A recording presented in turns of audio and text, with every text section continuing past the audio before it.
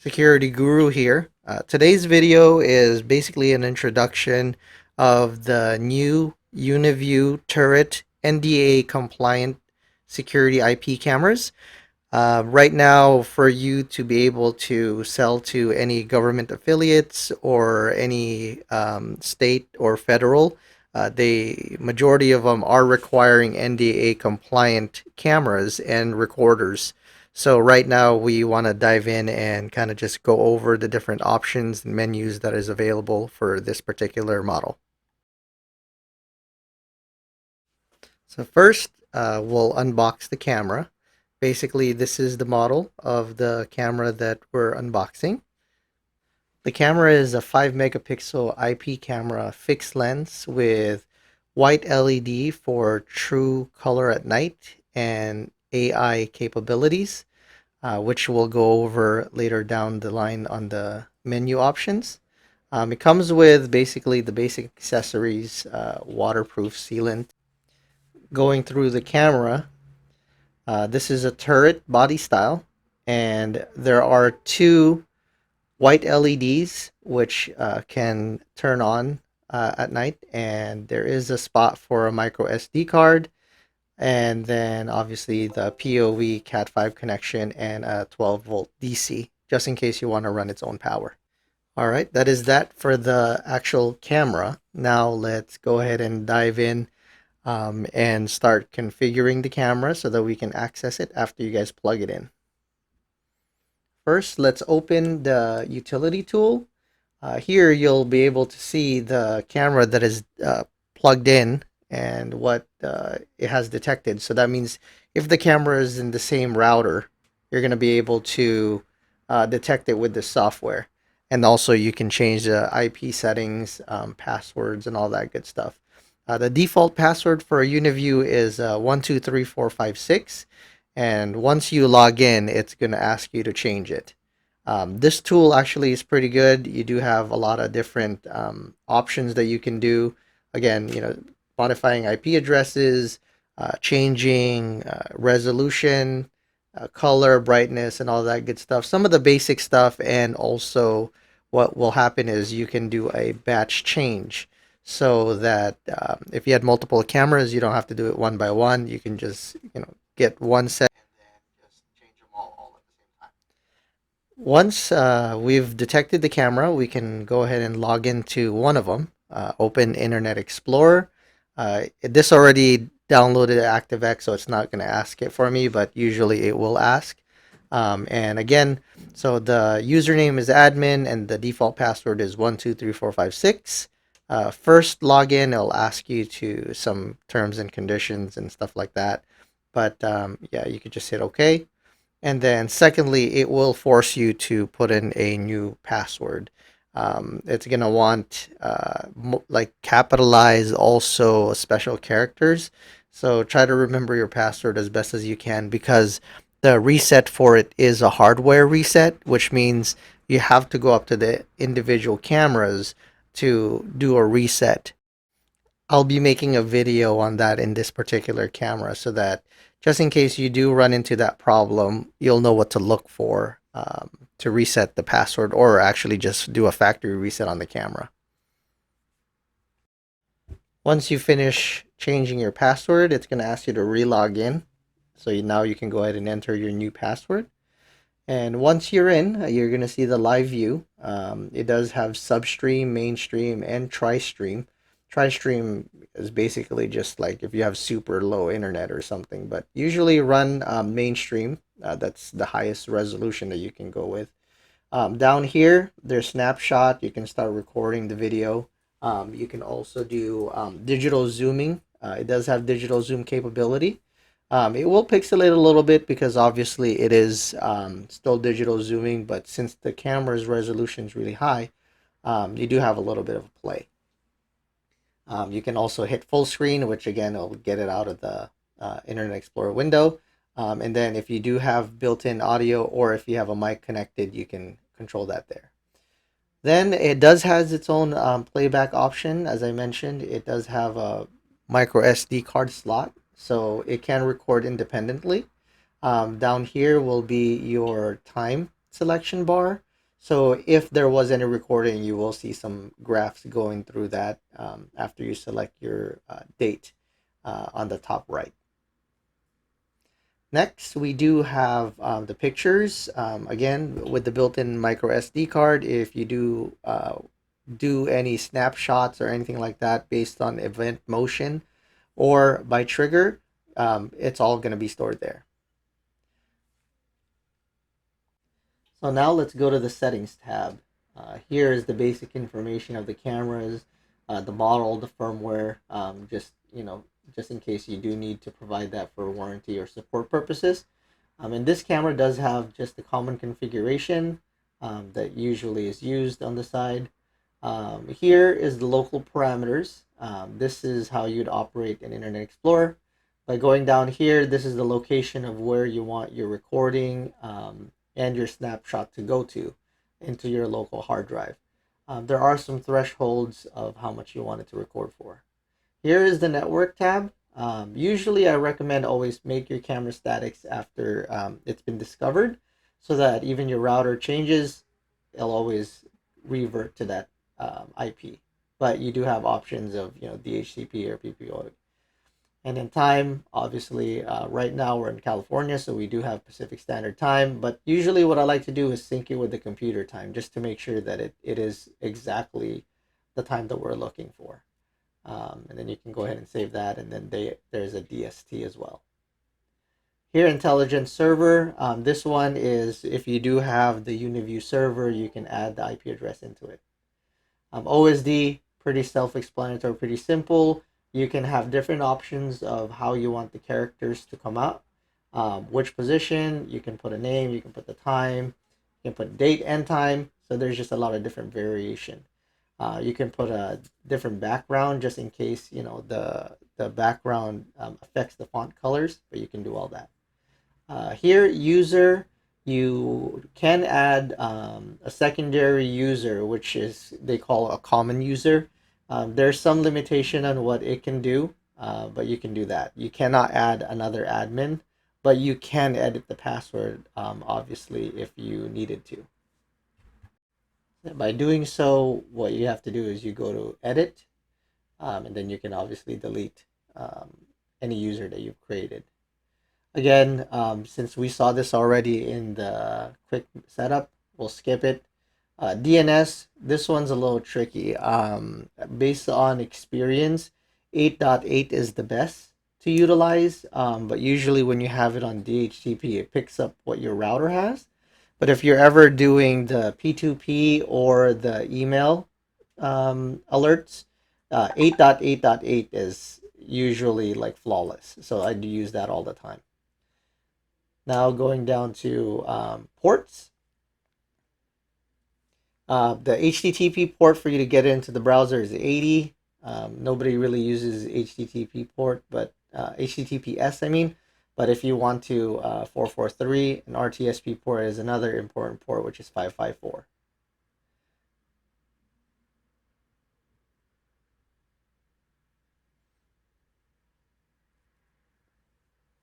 And then there's this good feature. It's called port mapping. If you turn this on and your router is UPnP enabled router, what it can do is it can do automatic port forwarding for you. So when you do have that, you won't need to log in to your router and then do the port forwarding individually. Especially this is also helpful is if your router, you can't figure out your password, rather than doing a factory reset and killing everything, you can just use this and they'll pick up whatever. And then again, there's also a server port, by the way, which is port 81 that you want to pay attention on, and then you can go ahead and save that. DNS, this one is if you don't have a static external IP. Uniview does have they call it Easy Cloud. You can put like a domain name here, whatever you want.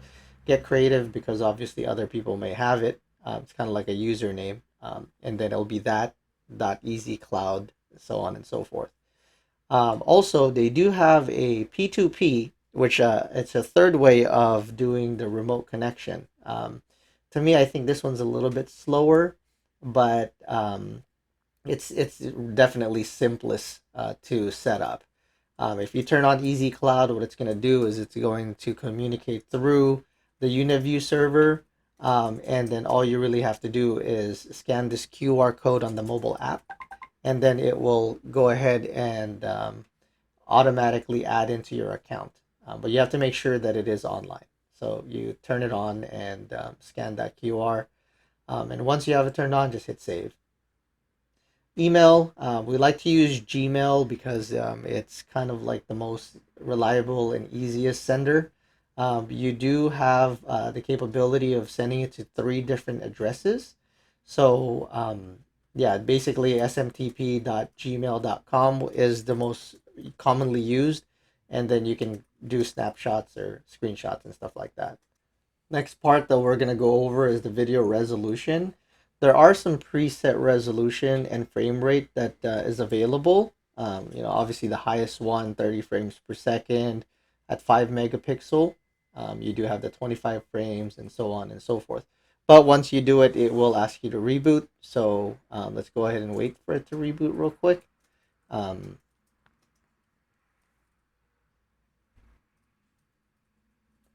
okay, let's go ahead and refresh. So now here we are. The camera is now set to full 30 frames per second at 5 megapixel. You can change them independently, manually right there, but it's still set on H.264 as a default. I suggest to change it to H.265 so that your bitrate becomes a little bit lower. With this bitrate being higher, obviously it will take more bandwidth and can bog down depending on how much cameras you have within the same network or switch. So you can play around with it here. The tri-stream, honestly, is the most useless thing. As you saw earlier, the resolution is really bad. Substream is when you don't have it on full screen, it's going to utilize that resolution settings. So having that is okay. And again, you can change, quality and bitrate manually, independently. But yeah, H.265 is the best. Snapshot, here you can change the resolution and how you want your snapshot to come out of. 1920 by 1080 is kind of like the default, which means you get 1080 images and all that good stuff. You could actually schedule a time of snapshot as well, so you can do it at night or in the morning depending on your schedule. Audio, you can turn it on. This one, I believe this one has a line in, but if it does, you can turn it on and then just have the audio going. ROI is region of interest. Basically, you can put an area that you wanted to detect motion or anything that's most important so that it can kind of focus on that. Media stream, depend if you do have a media server or if you have like an RTSP device, you can just put their IP address in there and you can go ahead and take that. Next, we're going to go to the image setting. I feel like this is actually the most important area because of the way the image will look. As you can see, we can adjust the brightness here. Let's set it at default just in case you mess up. Auto switching, this one tries to analyze the environment and allows you to get default settings for that, but honestly, it doesn't really do much. But so under exposure, this stuff is a little bit different. So if you have, it does have auto settings for like indoor areas, outdoor areas, and sometimes you do have it on automatic. But basically, if you do custom, this shutter speed, honestly, I feel like maybe this thing can do LPR capabilities a little bit, because you're able to slow down the shutter like a lot. But I'm not sure. I didn't really try it, but to me, based on my assumption and experience, since it has WDR, as you can see here, and then also it does have that built-in white LED that kind of shines as a kind of like an LED light rather than just a red glow. So I think it can do LPR. But anyways, so here's where you turn on and off the light. So if it gets dark, if it's on, what will happen is you will see the light come on. I could show a picture of that later down the video. But yeah, so basically, if you turn this off, the white light will be off, and then it's going to be like an IR infrared night vision, which will turn into black and white. But if you do have this white light, it's kind of like having ambient light, so it stays in color. So yeah, now we're gonna go to the OSD menu. We went through this earlier because again, it's in the quick setup guide. So as you can see, I'll go back there again. But yeah, it's right there. So again, let's go down the line here. So OSD is the same. And then privacy masking. This one is something that you can utilize for your employees, for yourself, or for some areas that you don't want to be recorded or at least show on live view. So as you can see, you can draw a square here. You can add multiple squares just to be able to fully block the space since it is a square. I'll show you how it looks like here in live view. So basically, this is how it's going to look like this. That's me blocking my screen if ever I didn't want that to show any recordings or anything like that. Obviously, you can delete them one by one, and if you don't need it anymore. So this area here is the intelligence section, which is like the AI that I mentioned. First, let's go through the line crossing. You can add a detection area. You can set the trigger parameters to be either B to A and B, or together, or vice versa.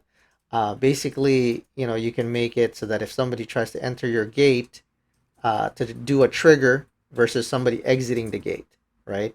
And then the trigger option that you can do is it can send an email so that maybe you can get it from your phone. Also, obviously, it'll do recordings depending on what type of recorder you have. And then there is a schedule plan, which again, let's say during the day, it's important to be doing everything, ignoring everything, but at night you want it to follow that A and B situation. So you can do that there. You can delete the detection rule if you'd like, or you can always add multiple. It's up to you. So for now, we'll turn it off. Next up is the enter area. Basically, this one is somewhat of the same as the ROI. Basically, if anybody enters this specific area here, then it will again give you some trigger options. And then, it can again send you an email, like a text message style, or a recording and all that good stuff. Again, let's remove it, just to turn it off for now. Um, and then leave area detection. Basically, this one is you can draw an area where, let's say there's a painting or some kind of like upscale jewelry or anything that it shouldn't leave the area. And then again, you can do a trigger point for that as well.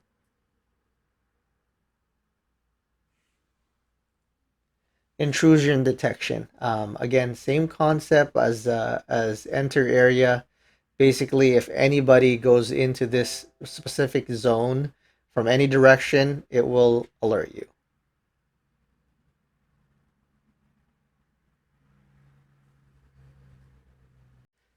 Next part is the face detection. If you want this one to actually be on, you have to turn off the rest of the features because it's pretty, I guess, taxing on the processing power. But anyways, face detection, what it does is it'll take snapshots of a person's face so that it's a little bit easier for you to do advanced search on playback utilizing their face. For advanced setting, thumbnail clarity, basically just make it to max so that the thumbnail looks clear. Um, and then detection parameters and so on. Under event, this is probably going to be one of the most used area. Basically, it's just your standard motion detection parameters. You can select areas that you want to detect. I like to use the grid better so that it's kind of easier to kind of clear certain things out, and plus you can understand whatever's in the grid is recording, whatever's outside is not, and you can raise the sensitivity level and all that good stuff. And again, there are trigger actions such as email alerts, upload to FTP, or record. Again, you can do a schedule. So same thing if you want to record motion at night or motion during the day or vice versa, you can do that as well. Tampering, basically this one is if anything that is tampered with on the camera side or on the NVR side, you can turn this on so that, again, it'll give you a trigger. It does have audio detection as well, so if you do have a microphone, it can be triggered based on audio, not just video motion. Storage, again, if you had a memory card, you can just format it. Usually I like to format them in here because sometimes, depending on the size of your SD card, you know, you'll have different types of format. You can put in an FTP server so that, again, it'll send snapshots to that. And then you can do different types of events to get it in there.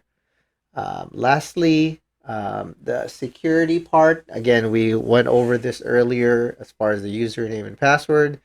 You can turn on HTTPS. Like I said, I've used it maybe once throughout my career, or maybe 3 times. But yeah.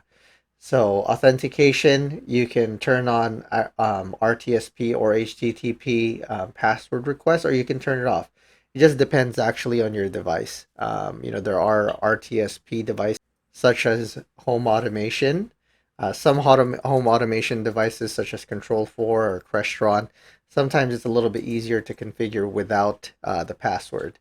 Um, and then IP filtering. This is another one that's pretty useful. You can do a whitelist, so you can only enable certain IP addresses to be able to access the camera or the DVR or NVR. It's gonna be tough though because if you are traveling, you know you don't know your IP address wherever you're gonna be at. So um, it's a 50-50 for me unless you're always in the same spot or you're in VPN or something. Then you do have the deny access. That one you can just basically, if you know the IP address of the person trying to access it, whether it's a local machine or whatever, you can do that. And then here, watermark, you can turn it on or off. I think it's going to be a nuisance, so usually I just keep it off. Again, time, that was, we went through that. Intelligent server, we went through that as well. But here is if there's any issues under maintenance, you can do a factory reset, or you can just simply do a camera reboot or update your firmware and all that good stuff. Basically, that's about it. If you have any questions or any concerns, like I said, I will be diving deeper into certain settings that requires us to go a little bit deeper into it. So follow the other videos, click subscribe, like, comment, let us know if there's anything else that we can help you guys out with, and stay safe out there.